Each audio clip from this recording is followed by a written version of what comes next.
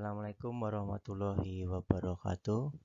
First of all, we would like to say thank you for joining us on this conference Padang Simpuan.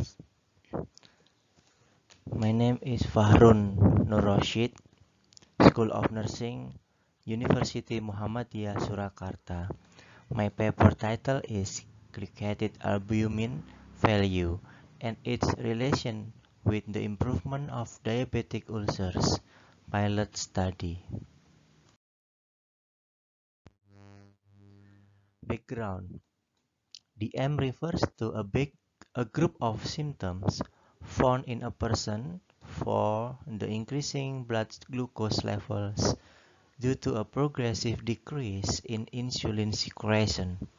Patients with DM frequently experience problems in the lower extremities. Monitoring glucose level in short, medium, and long term is highly needed to prevent any complication. Medium-term monitoring might be in the form of fructosamine and GA, and for the long term, it can be in the form of hemoglobin glycate. That today becomes the recommended examination for glucose level monitoring for patients. Some researchers have proposed a number of methods to assess such improvement, predicted healing, and evaluating the ulcer treatment through the measurement of ulcer area. The identification of wound edges and measurements of ulcer areas, however, is not something simple. In response, the International Working Group of Diabetic Foot developed the UKD classification into 5 categories: perfusion, extent, depth, infection, and sensations, or PDs. This classification is very relevant to the pathogenesis and development of DFU. Methods: this research has been designed to conduct a clinical and cross-sectional study. There were 30 patients with DM ulcer involved as the subjects in this study. 1. Patient with DM type 2 with diabetic ulcer with PEDIS degrees 2 and 3. Age between 30 to 60 years old. Diagnosis criteria for type 2 diagnosis diabetic. And the fourth criteria inclusion is IMT value between 18.5 to 22.9. A statistical analysis was performed using software and normality was determined by the Kolmogorov-Smirnov test with a reliability of p-value less than 0.05. Also, Spearman's rule was used to determine the association between GA values and the improvement of DM ulcer with the use of reliability p-value less than 0.05. And the result?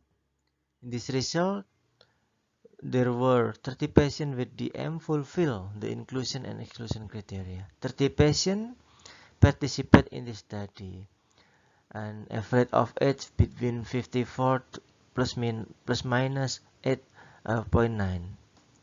By gender, the majority of subjects were 10%, 33% women, and men were 66.7%.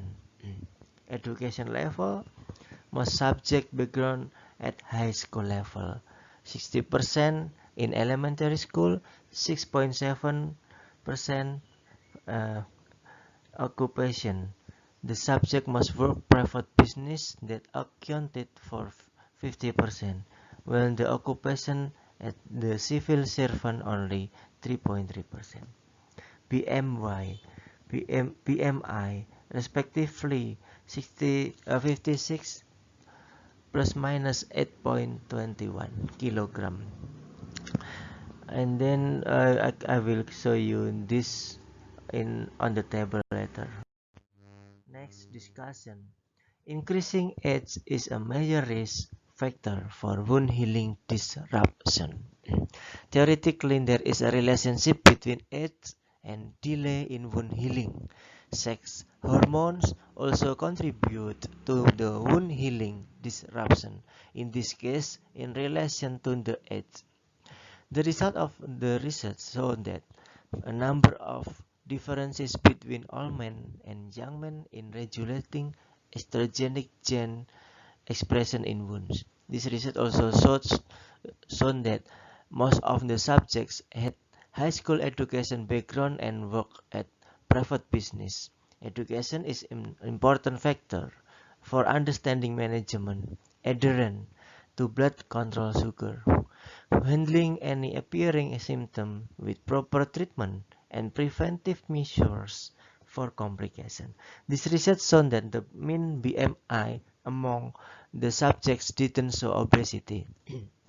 Obesity itself brings an impact on wound healing, as proven in animal experiments where obesity is accompanied by impairment in collagen structure and function. Based on the clinical data, the random plasma glucose level to hours postprandial glucose and GA values indicate the uncontrolled hyperglycemia. Hyperglycemia can trigger the formation of advanced glycation end products, later on causing the impairment diabetic ulcers healing in mice.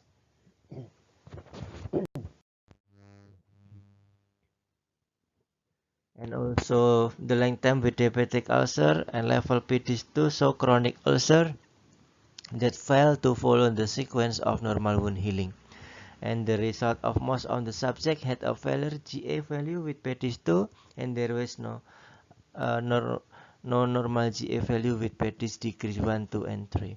Several studies report the ability of ages to change an interaction between cells and extracellular matrix and the number of ECM constituents. Conclusion.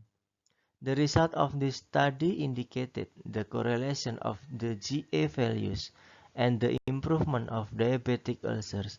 In addition, the GA control is needed to improve the diabetic ulcers under nursing. That's all my presentation today. If you have any questions and or suggestion, please write on the chat box or you can tell the moderator. Thank you very much. Have a nice day. Assalamualaikum warahmatullahi wabarakatuh.